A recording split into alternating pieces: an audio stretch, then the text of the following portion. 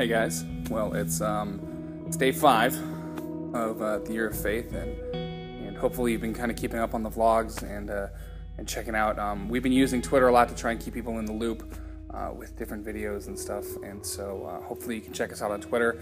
It's really easy. It's just twitter.com/iYearofFaith, and the YouTube channel, of course, is youtube.com/iYearofFaith.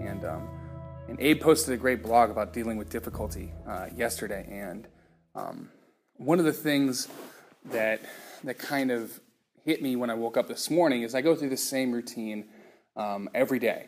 Every day I do the same things. I wake up every morning, I go running with my dog, I come home, I eat breakfast, I get ready for work, I go to my first job, then I come to the parish, I work, I go home, I hang out with my wife, and I kind of get looped into that same routine over and over again. And some would say I don't stop and appreciate the little things.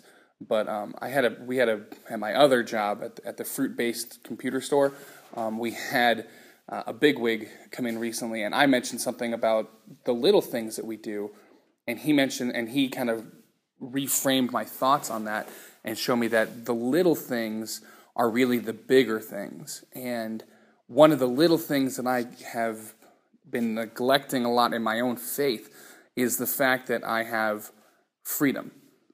And we're going to talk a lot about that topic of freedom throughout this year, but specifically today I was thinking about the freedom that I actually had a place to go and worship, and that I was free to be there without hopefully without any chances of harm or anything like that coming my way.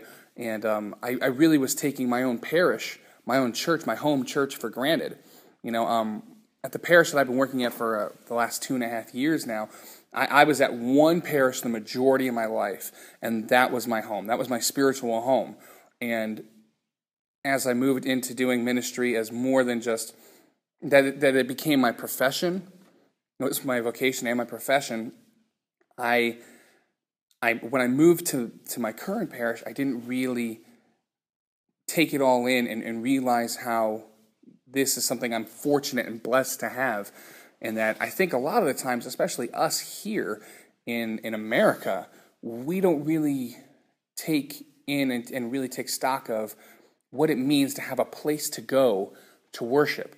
Not long ago, we had a visiting priest from Nepal, a priest named Father Silas, and Father Silas was talking about one time, and it's not like this is an isolated incident, but in Nepal, it's a hugely oppressive culture around Christianity, specifically around Catholicism.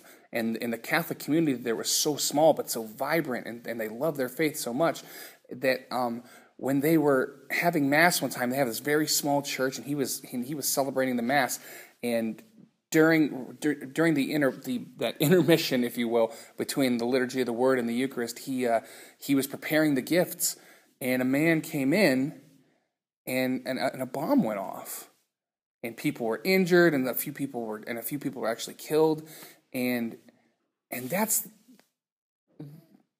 even though that seems so oppressive, that's freedom. Like, even then, he spoke about this with, it obviously was something that hurt him so bad, but he spoke about it with joy. He spoke about celebrating the Mass with joy, even though they're in the midst of the struggle.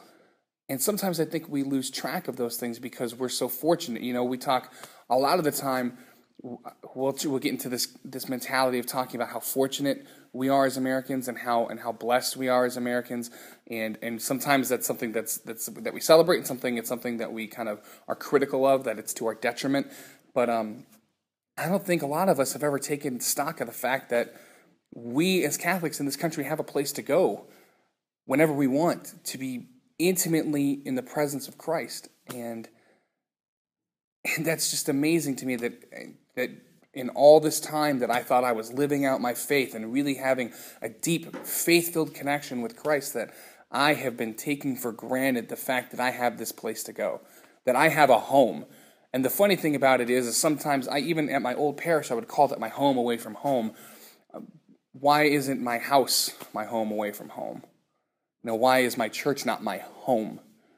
This is the place that we're supposed to go in our joys and in our sufferings, in our triumphs and in our failures, in our sorrows and in our happiness. Like, this is supposed to be the center of everything that we do. And I just looked it in the face all the time, and I was like, yeah, I'll get down there in a minute. You know, how many times my chapel in our parish is open every day. Now, it's not open 24 hours, but it's open from the time that Mass gets done until like 4 or 5 in the evening, and I'm here till 8 or 9 at night a lot of the time, and I just look at it and I'm like, I'll get down there in a minute, God. You know, and I heard a guy, many of you are probably familiar with a man named Mark Hart talking about the fact that so much, especially we who do ministry, we're so consumed with the work that has to get done that we're not concerned with our spiritual work that should be done. The things that we do in ministry, planning our life nights and retreats and fundraising and all the programs that we want to do should be secondary to living out our actual faith, and that this place should be where that happens. And so today I wanted to come into our church, and it's empty and echoey right now, but I wanted to spend some time with God here because I've been neglecting that, and so hopefully that's something that you can take in today. So one of the things that we wanted to do today, before we kind of wrap up, is we wanted to give you a chance to kind of spend some time alone with Christ. So maybe you can't make it to your chapel today or your church today, but we wanted to give you that opportunity to kind of be alone with Him. So that's what the end of this video is going to be. I know it's kind of a weird way to end, but just kind of take it as some time. If you can't get there, we're going to go there with you and for you. So.